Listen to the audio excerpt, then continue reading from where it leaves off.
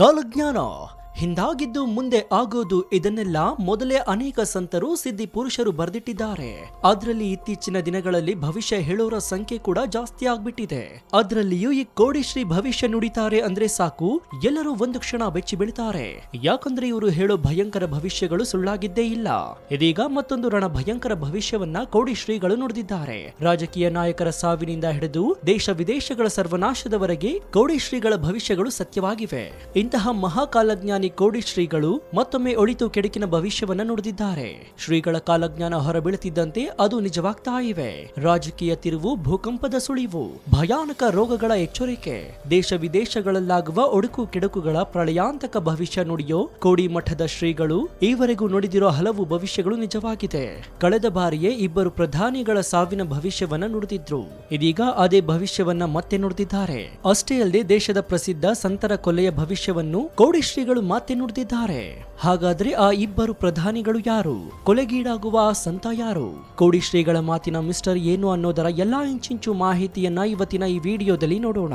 Video ತುಂಬಾ interesting ಆಗಿರುತ್ತೆ, ಪೂರ್ತಿಯಾಗಿ ನೋಡಿ. ಈ ಮಾಹಿತಿಗಳನ್ನೆಲ್ಲ ತುಂಬಾ ಕಷ್ಟಪಟ್ಟು ನಿಮಗೆ ತಿಳಿಸೋದಕ್ಕೆ ಒಂದು ಪ್ರಯತ್ನವನ್ನ ಮಾಡಿದ್ದೀನಿ. ನನ್ನ ಈ ಶ್ರಮಕ್ಕೆ ನಿಮ್ಮಿಂದ ಬಯಸೋದು ಕೇವಲ ಒಂದೇ ಒಂದು ಮೆಚ್ಚುಗೆ, ಅಂದ್ರೆ ಲೈಕ್ ಮಾತ್ರ. ಕೊಟ್ರ ಲೈಕು ಜೊತೆಗೆ ಈ ಭವಿಷ್ಯದ ಬಗ್ಗೆ ನಿಮ್ಮ ಅನಿಸಿಕೆ ಏನು ಅಂತ ಕಮೆಂಟ್ ಮಾಡಿ. ಹಾಗೂ ಆ ಇಬ್ಬರು ಪ್ರಧಾನಿಗಳು ಯಾರಿರಬಹುದು ಅಂತ ಕಾಮೆಂಟ್ ಕೂಡ ಮಾಡಿ. ಸೊ ಇನ್ಯಾಕ್ ತಡ, ಬನ್ನಿ ಸುದ್ದಿ ಜಾಲದೊಳಗೆ ಹೋಗೋಣ.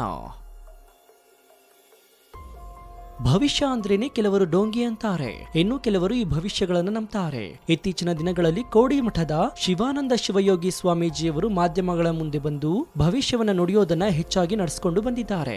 ಹಿಂದಿನ ದಿನಗಳಲ್ಲಿ ಅಪರೂಪಕ್ಕೆ ಒಂದೆರಡು ಬಾರಿ ಭವಿಷ್ಯವನ್ನ ನುಡಿತಾ ಇದ್ರು, ಆದ್ರೆ ಇತ್ತೀಚಿನ ದಿನಗಳಲ್ಲಿ ಅದು ಹೆಚ್ಚಾಗಿದೆ. ಕಳೆದ 2 ದಿನಗಳ ಹಿಂದೆ ಭವಿಷ್ಯವನ್ನ ನುಡಿದಿರುವ ಸ್ವಾಮೀಜಿಗಳು ಮತ್ತೊಂದು ಸ್ಫೋಟಕ ಭವಿಷ್ಯವನ್ನ ನುಡಿದಿದ್ದಾರೆ.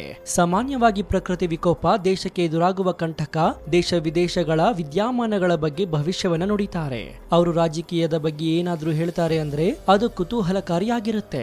ರಾಜಕೀಯದ ಬಗ್ಗೆ ಏನಾದ್ರೂ ಭವಿಷ್ಯ ನುಡಿತಾರೆ ಅಂದ್ರೆ ಎಲ್ಲರಲ್ಲೂ ಕೂಡ ಒಂದಷ್ಟು ಗೊಂದಲಗಳನ್ನ ಉಂಟು ಮಾಡುತ್ತೆ.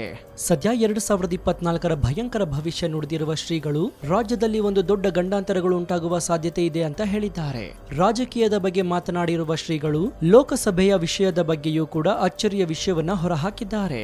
2023 ಭೀಕರ ಬರಗಾಲ, ಪ್ರವಾಹ ಎರಡನ್ನೂ ಕಂಡಿರುವ ಭಾರತ 2024ರಲ್ಲಾದರೂ ಪ್ರಕೃತಿ ವಿಕೋಪ ಬಾರದಂತೆ ಇರಲಿ ಎನ್ನುವಾಗಲೇ ಕೋಡಿ ಮಠದ ಡಾಕ್ಟರ್ ಶಿವಾನಂದ ಶಿವಯೋಗಿ ರಾಜೇಂದ್ರ ಶ್ರೀಗಳು 2024ರ ದಿನಗಳಲ್ಲಿ ಒಳ್ಳೆಯದಾಗುವುದಿಲ್ಲ ಎಂದು ಹೇಳಿದ್ದಾರೆ. 2024ರಲ್ಲಿ ಅಕಾಲಿಕ ಮಳೆ, ಬಾಂಬ್ ಸ್ಫೋಟಗೊಳ್ಳುವ ಸಾಧ್ಯತೆ ಇದ್ದು ಯುದ್ಧ ಭೀತಿ ಇರಲಿದೆ ಎಂದು ಹೇಳಿದ್ದಾರೆ.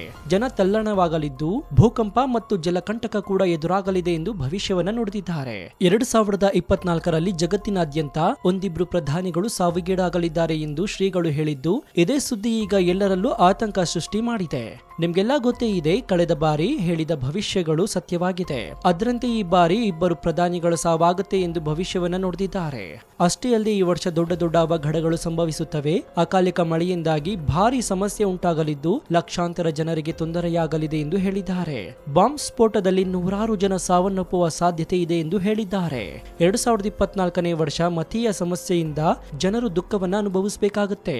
ಜಗತ್ತಿನ ದೊಡ್ಡ ಸಂತರ ಕೊಲೆಯಾಗುತ್ತೆ ಎಂದು ಕೋಡಿ ಮಠದ ಶ್ರೀಗಳು ಭವಿಷ್ಯವನ್ನು ನುಡಿದಿದ್ದಾರೆ. ಇದರೊಂದಿಗೆ ಜಗತ್ತಿಗೆ ಮತ್ತೊಮ್ಮೆ ರೋಗ ಹರಡುವ ಸಾಧ್ಯತೆ ಇದ್ದು ದೊಡ್ಡ ಸುನಾಮಿಯೊಂದು ಎದ್ದು ಜಗತ್ತಿಗೆ ಅಪಾಯವನ್ನುಂಟು ಮಾಡಲಿದೆಯಂತೆ.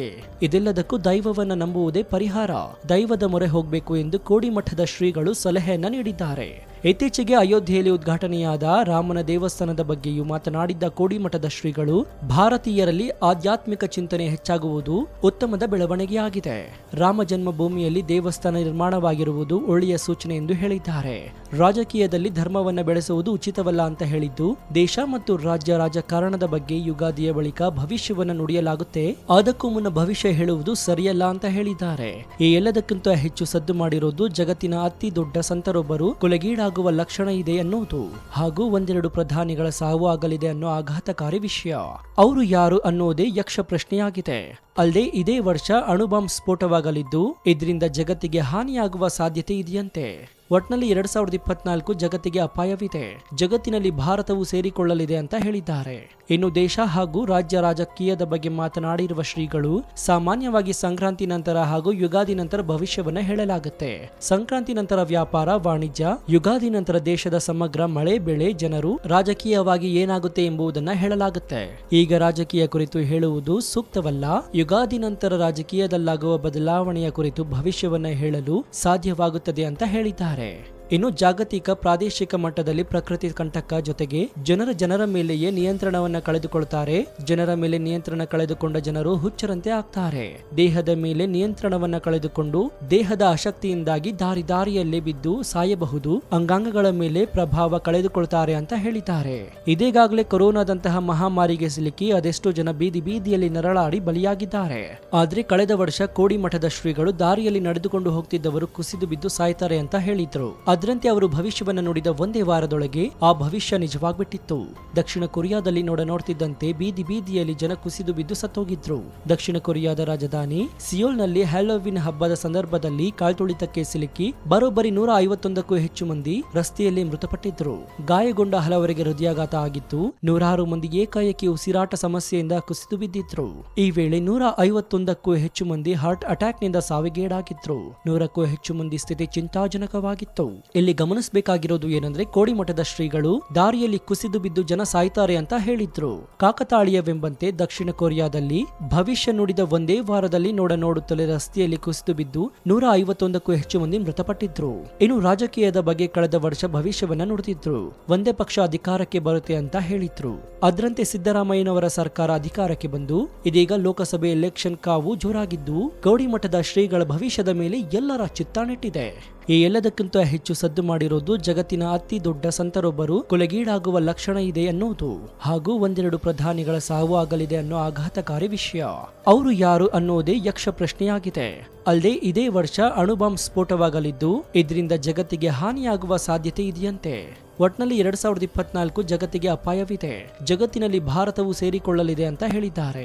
ಇನ್ನು ದೇಶ ಹಾಗೂ ರಾಜ್ಯ ರಾಜಕೀಯದ ಬಗ್ಗೆ ಮಾತನಾಡಿರುವ ಶ್ರೀಗಳು, ಸಾಮಾನ್ಯವಾಗಿ ಸಂಕ್ರಾಂತಿ ನಂತರ ಹಾಗೂ ಯುಗಾದಿ ನಂತರ ಭವಿಷ್ಯವನ್ನ ಹೇಳಲಾಗುತ್ತೆ. ಸಂಕ್ರಾಂತಿ ನಂತರ ವ್ಯಾಪಾರ ವಾಣಿಜ್ಯ, ಯುಗಾದಿ ನಂತರ ದೇಶದ ಸಮಗ್ರ ಮಳೆ ಬೆಳೆ ಜನರು, ರಾಜಕೀಯವಾಗಿ ಏನಾಗುತ್ತೆ ಎಂಬುದನ್ನ ಹೇಳಲಾಗುತ್ತೆ. ಈಗ ರಾಜಕೀಯ ಕುರಿತು ಹೇಳುವುದು ಸೂಕ್ತವಲ್ಲ. ಯುಗಾದಿ ನಂತರ ರಾಜಕೀಯದಲ್ಲಾಗುವ ಬದಲಾವಣೆಯ ಕುರಿತು ಭವಿಷ್ಯವನ್ನ ಹೇಳಲು ಸಾಧ್ಯವಾಗುತ್ತದೆ ಅಂತ ಹೇಳಿದ್ದಾರೆ. ಇನ್ನು ಜಾಗತಿಕ ಪ್ರಾದೇಶಿಕ ಮಟ್ಟದಲ್ಲಿ ಪ್ರಕೃತಿ ಕಂಟಕ ಜೊತೆಗೆ ಜನರ ಮೇಲೆಯೇ ನಿಯಂತ್ರಣವನ್ನ ಕಳೆದುಕೊಳ್ತಾರೆ. ಜನರ ಮೇಲೆ ನಿಯಂತ್ರಣ ಕಳೆದುಕೊಂಡ ಜನರು ಹುಚ್ಚರಂತೆ ಆಗ್ತಾರೆ. ದೇಹದ ಮೇಲೆ ನಿಯಂತ್ರಣವನ್ನ ಕಳೆದುಕೊಂಡು ದೇಹದ ಅಶಕ್ತಿಯಿಂದಾಗಿ ದಾರಿಯಲ್ಲೇ ಬಿದ್ದು ಸಾಯಬಹುದು. ಅಂಗಾಂಗಗಳ ಮೇಲೆ ಪ್ರಭಾವ ಕಳೆದುಕೊಳ್ತಾರೆ ಅಂತ ಹೇಳಿದ್ದಾರೆ. ಇನ್ನು ರಾಜಕೀಯದ ಬಗ್ಗೆ ಕಳೆದ ವರ್ಷ ಭವಿಷ್ಯವನ್ನ ನುಡಿದಿದ್ರು. ಒಂದೇ ಪಕ್ಷ ಅಧಿಕಾರಕ್ಕೆ ಬರುತ್ತೆ ಅಂತ ಹೇಳಿದ್ರು. ಅದರಂತೆ ಸಿದ್ದರಾಮಯ್ಯನವರ ಸರ್ಕಾರ ಅಧಿಕಾರಕ್ಕೆ ಬಂದು ಇದೀಗ ಲೋಕಸಭೆ ಎಲೆಕ್ಷನ್ ಕಾವು ಜೋರಾಗಿದ್ದು, ಕೋಡಿಮಠದ ಶ್ರೀಗಳ ಭವಿಷ್ಯದ ಮೇಲೆ ಎಲ್ಲರ ಚಿತ್ತ ನೆಟ್ಟಿದೆ.